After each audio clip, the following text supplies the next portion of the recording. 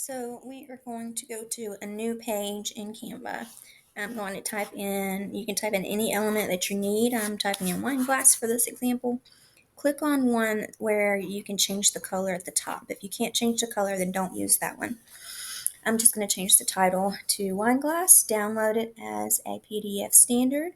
And I only want to download the second page. And just click download.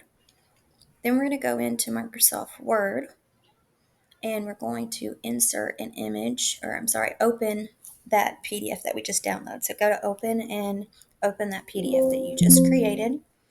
That pop-up box will come up.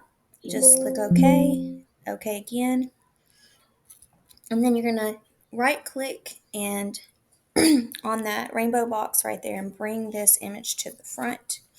There it is. And now you're going to double click on the image, and at the top you will see where it says fill. We're going to click on fill and choose picture. Now I'm just going to choose any picture. It doesn't matter what picture you use. I chose flowers.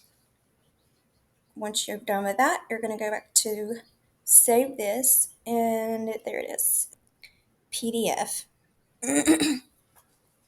Instead of on the left clicking save as Adobe PDF, I just click save as PDF.